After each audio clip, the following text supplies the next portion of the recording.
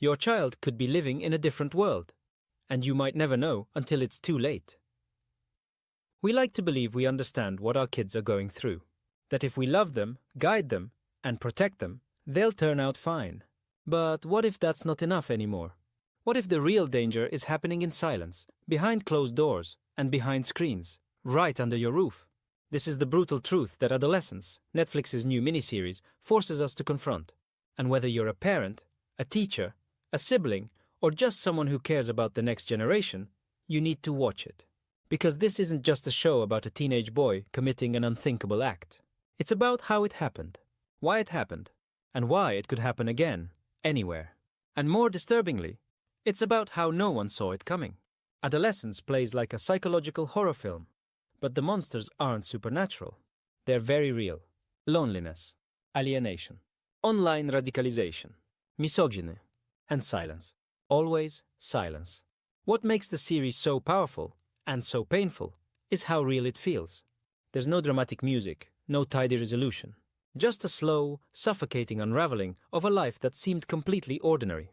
And that's the point. This video isn't a review of Adolescence. It's a wake-up call.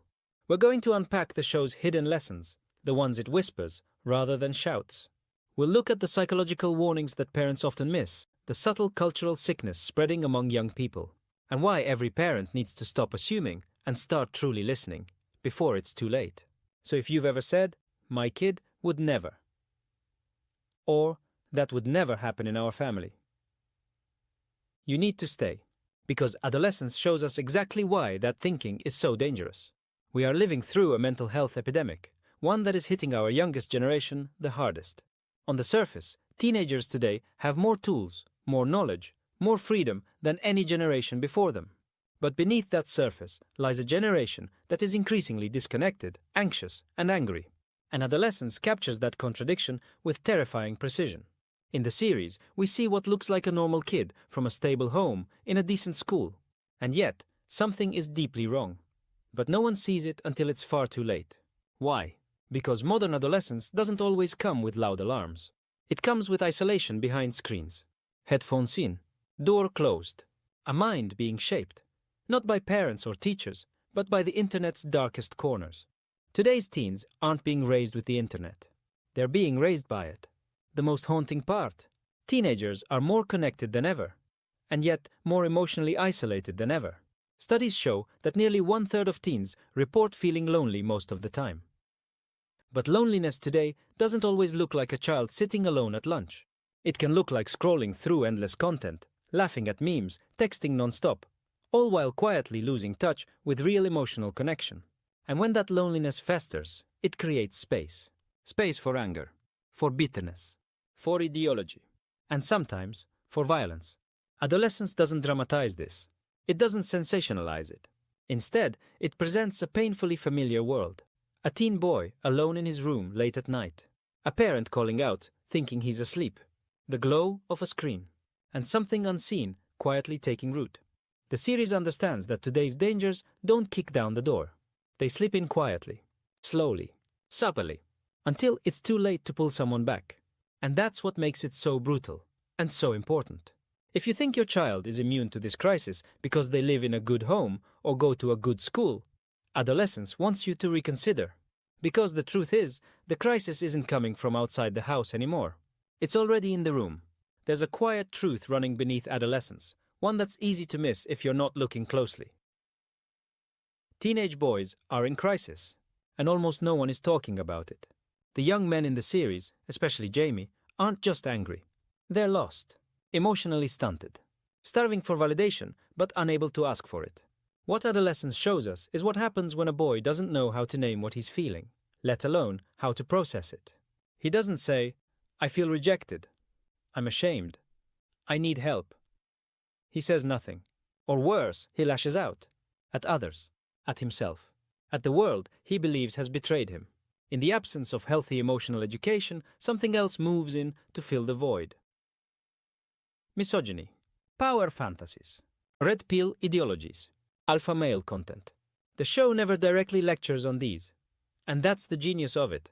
It shows how these ideas seep into boys without anyone noticing. Jamie didn't find violence in spite of the internet. He found it because of it. One of the most disturbing insights in the series is how fragile Jamie really is, despite his capacity for harm. He's obsessed with how others see him, with being liked, with not being seen as ugly or weak.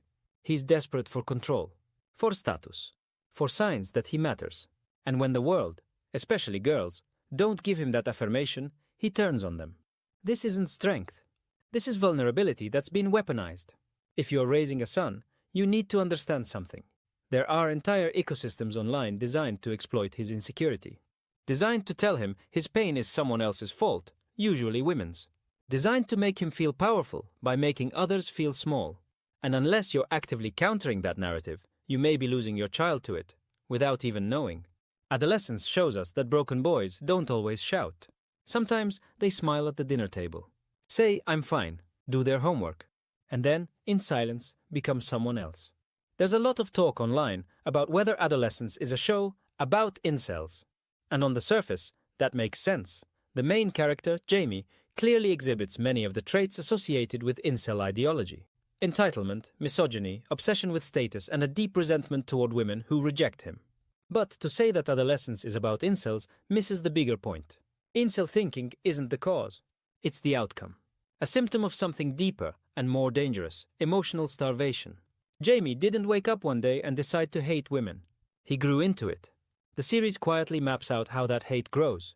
Not from ideology, but from loneliness, a sense of failure, social rejection, poor self-image, and no emotional tools to cope with any of it. When he sees women laughing, he doesn't just feel excluded. He feels mocked. When he's turned down, he doesn't feel disappointed. He feels humiliated and entitled to revenge. This is how ideology becomes a refuge for broken identities. Not because it's true, but because it offers certainty and blame. Here's what many parents don't understand. Incel and red pill content doesn't spread because it's intellectually persuasive. It spreads because it offers relief. It gives struggling boys a story. You're not the problem. They are. You're not weak. You're enlightened. You're not alone. We're your tribe. That's not a political belief. That's a lifeline for someone who feels invisible. Adolescence shows us what happens when no one provides a better one. Parents, if you're waiting for your kid to start ranting about the friend zone or female nature before you worry, you're already too late. These beliefs don't arrive fully formed. They build in silence, over time, fed by resentment, strengthened by algorithms, ignored by adults. The show doesn't name-drop Andrew Tate, black pill, or manosphere lingo in detail. And that's deliberate. Because the point isn't to explain the ideology. It's to ask, how did we let a child become this desperate to belong? Incel ideology is not the monster in the closet. It's the smoke that tells you something's been burning for a long time. And Adolescence wants us to stop waving away the smoke and start looking for the fire. One of the most devastating truths in Adolescence is also one of the quietest. The people closest to Jamie never saw it coming. Not because they didn't care, but because they were looking in the wrong places. Jamie's parents love him. That's clear. They feed him, support him, give him space, check in from time to time. They're not negligent. They're not abusive. They're what most of us would call good parents. And yet, their son became a killer. This isn't about blaming them. It's about realizing that love alone is no longer enough. Because today's threats don't leave bruises or throw tantrums. They show up in a changed tone, a glazed look, a new obsession online, a reluctance to talk. They show up in the silence between family dinners. The show dismantles the comfortable assumption that quiet means safe. Jamie doesn't lash out at home. He doesn't act aggressively toward his parents. He keeps everything bottled in until it explodes. And when it does, his family is left wondering, how did we not see it? What did we miss? Could we have stopped it? The answer isn't clear. But Adolescence forces us to sit in that uncertainty, because it's the same uncertainty millions of parents live with every day. So much of the horror in Adolescence is found in mundane moments. A birthday card from Jamie arrives in the mail. His father answers a phone call and speaks to him as if nothing's wrong. Life tries to return to normal, but it can't. These moments show us that the routine of parenting can become a mask. You get used to the rhythms, homework, dinner, bedtime, how was your day? And in that routine, you miss the quiet signs of collapse. So, what does this mean for every parent? If you're a parent today, especially of a son, you need to understand your child's emotional world may be invisible to you. His pain might look like politeness. His isolation might look like independence. Adolescence dares to say what few shows do, that it's entirely possible to raise a child with love and stability and still fail to see the person they're becoming. The most haunting part of adolescence isn't the crime. It's the realization that no one saw it coming, not even the people who loved him most. And if you think you would have, the series gently but firmly suggests you probably wouldn't. In adolescence, the school isn't just a backdrop designed to fill space. It's a central character, and a failing one. What should be a place of growth, safety, and structure becomes something darker. A pressure cooker, a performance stage, and sometimes a battleground. There's a moment early in the series where a police officer walks into a classroom. He's there on serious business, to speak to a student suspected in a murder case. But what happens? The students mock him, ignore him, even joke in front of the suspect. There's no fear, no respect, just casual, desensitized chaos. And it's not just the students. The teachers, the staff, they're overwhelmed, checked out, or entirely out of their depth. This isn't cinematic exaggeration. It's a reflection of what many schools have quietly become. Underfunded, undertrained, and unequipped to handle the emotional weight today's students carry. The show doesn't focus on cartoonish hallway beatdowns at all. Instead, it highlights something more insidious. Social cruelty, coded language, digital shame. Bullying now happens in disappearing messages, exclusion from group chats, humiliation through edited photos or private videos. And unlike physical bullying, this kind of abuse is harder to detect, harder to prove, and often more psychologically scarring. Jamie is both a victim and a perpetrator in this system. And what about the adults around him?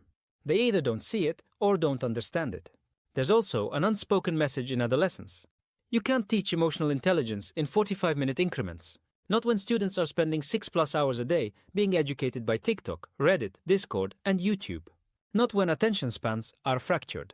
Not when kids are learning more about gender, sex, power, and identity from influencers than from teachers. And in that landscape, school becomes reactive, constantly playing catch-up with problems it didn't create and no longer knows how to solve. So this is what parents need to understand about school today. If your child spends more time at school than at home, don't assume they're in safe hands. Teachers are doing their best, but they're not therapists. School counselors are stretched thin, and administrators are often more concerned with optics than with truth. In adolescence, school is where the cracks begin to show, but no one fills them in time. Adolescence paints the school not as a villain, but as a failing safety net. And the message is clear. If you're not involved in your child's emotional education, don't assume the school is doing it for you. Because chances are, it's not. There's a scene in Adolescence that might seem simple at first. A detective reviews Instagram messages exchanged between two students, one of whom is now dead. He sees smiling emojis, likes, inside jokes. To him, it all looks innocent, friendly, normal. But when his teenage son sees the same messages, he tells him, "You're reading them wrong." And in that moment, the detective and the audience realizes something chilling. There's an entire emotional language that adults don't understand. Unfortunately, today's pain doesn't speak in words. When kids are hurting, they often don't say, "I'm being bullied. I feel invisible. They're laughing at me." They say it in code, in emojis, in silence, in disappearing messages, in being online all day but never reaching out, in sharing, unsharing, muting, blocking, lurking. This isn't passive behavior. It's a survival strategy in a digital arena where reputations are built and destroyed in seconds. For many teens, the online world is more real than the physical one. It's where they form their sense of self-worth, their perception of desirability, their social standing, their emotional coping mechanisms. But here's the danger. Online spaces reward performance, not vulnerability. They amplify what's loudest, not what's truest. And they turn pain into content, something to screenshot, mock, and forget. In this environment, expressing real hurt becomes risky. So teens encode their emotions and hope someone reads between the lines. In adolescence, no one does. Until it's far too late. Parents often say, "He's always on his phone, but he won't talk to me." What they don't realize is, the phone is where he's talking. Parents just don't speak the language. Understanding what kids are saying online requires knowing their apps, knowing the context behind emojis and slang, being aware of the social structures within their digital spaces. That doesn't mean invading their privacy. It means being literate in their world, because they won't come to yours. Adolescence makes one thing painfully clear. You don't need to hear a scream to know someone's in pain. Sometimes the whisper is in the comment, the emoji, the silence. And if you don't learn how to listen to that language, you may not know something's wrong until it's far too late to help. One of the most unnerving things about adolescence is how often it shows us the signs, the subtle, scattered red flags. But no one in the story seems to notice. And that's the point, because that's exactly how it happens in real life. The red flags are quiet, not cinematic or dramatic. We're used to danger in media being loud and obvious, screaming, aggression, violence. But in adolescence, the signs are almost mundane, a hole in the wallpaper behind Jamie's bed, shaped like a knife.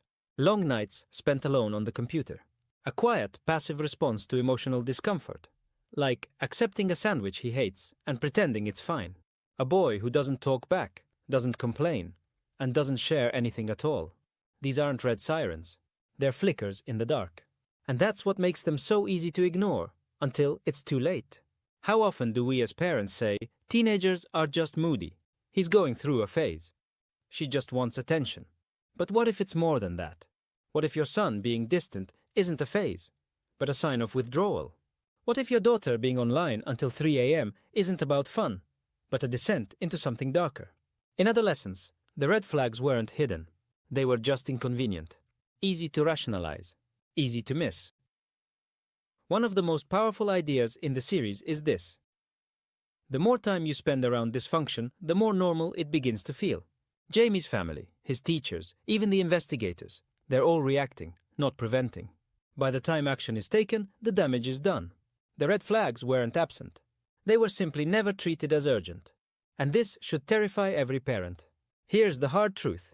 You may think you'd notice if your child were in trouble. But adolescence dares to ask, would you, really?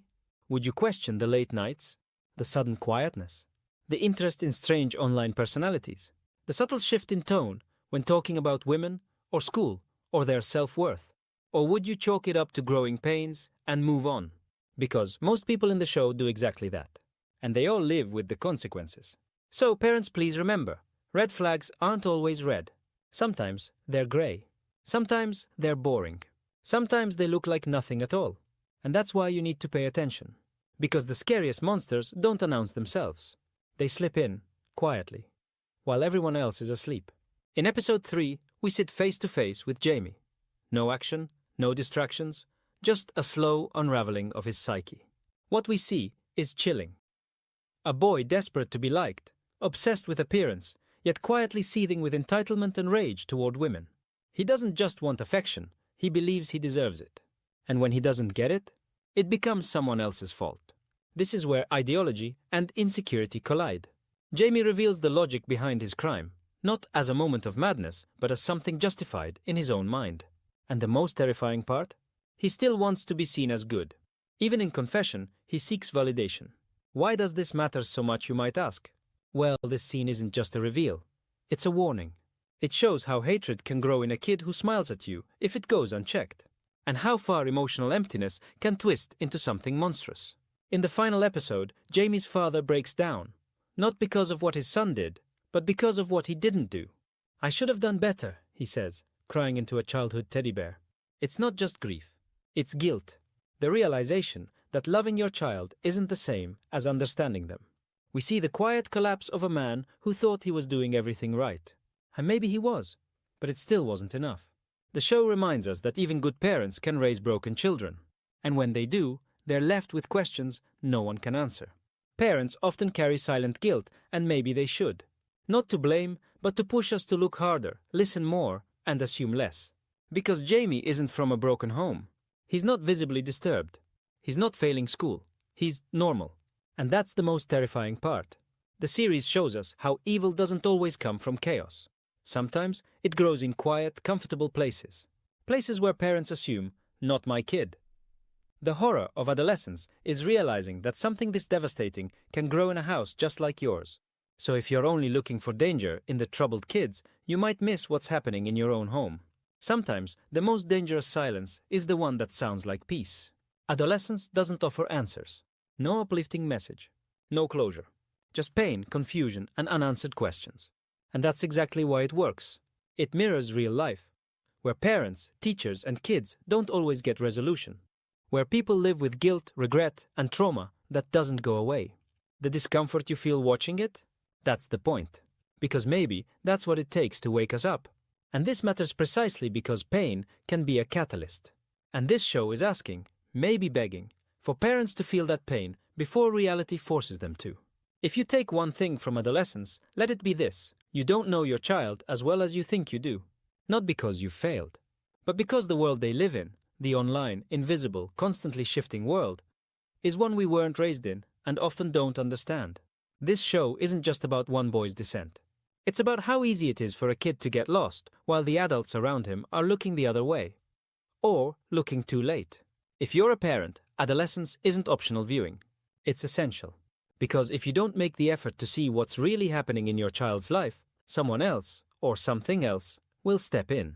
And it won't be to help. Adolescence is brutal. But it's also necessary.